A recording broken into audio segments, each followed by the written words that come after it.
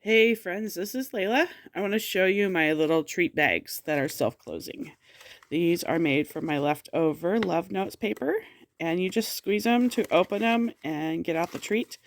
And then because they're not scored on all four sides of the bottom, they close in that. You can also do a little extra piece of cardstock and make a little pretty at the top.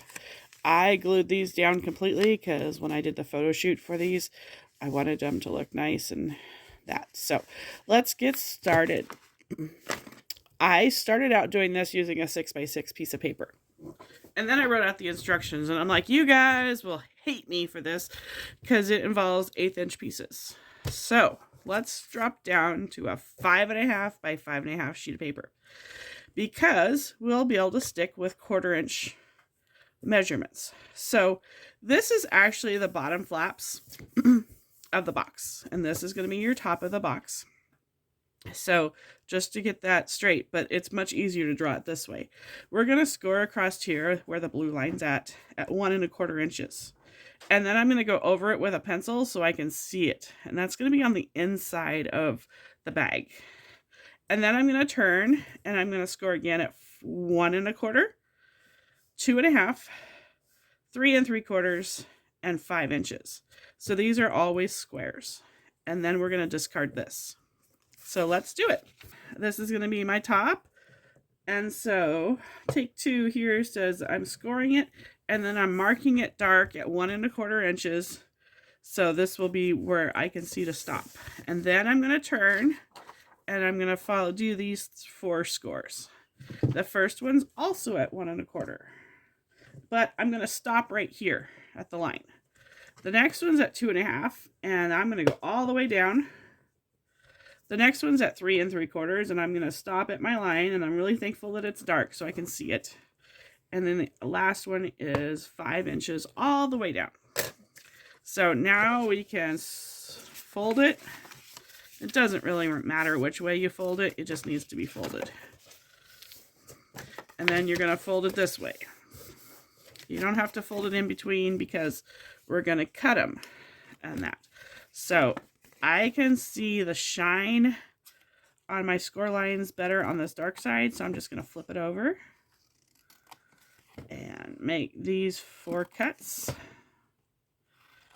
And then the last cut is getting rid of this little extra piece. And I'm actually going to angle it just a tad bit. This is not in the instructions, but it just makes it tidy. And that. And so now I have the bottom of my box here. I'm going to close this and I'm going to put some adhesive on it. And I just have some tear tape.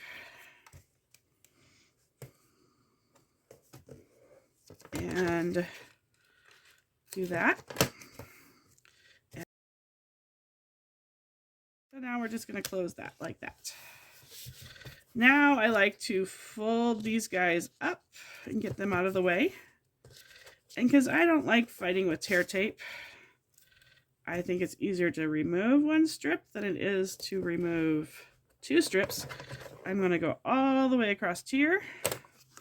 And then I'm going to snip them. Oops, I was going to take that off. I like to take this off and then I like to snip it. Because that way, I'm only peeling the backing off of 1 long piece. Oh well.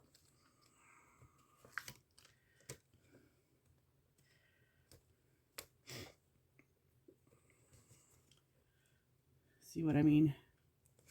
So the other thing that you can do is you can use your bone folder and rub this down. Also not do it on your scoring plate. And that helps. You can also use liquid glue. That doesn't have any backing on it at all. Okay, so now we have 2 that are sticky and 2 that are regular. And so I'm going to squeeze this a little bit, and I'm going to take one of the ones that does not have adhesive on it, and I'm going to fold it in, and I'm going to stuff it down inside so that it holds open the box or the bag. It's kind of a box bottom. So then I did the second one that doesn't have any adhesive on it. And I want to get this as much of a true box squared up as possible. And believe me, when you're not talking and filming, this is just so lightning easy. And then I'm just going to rub this down.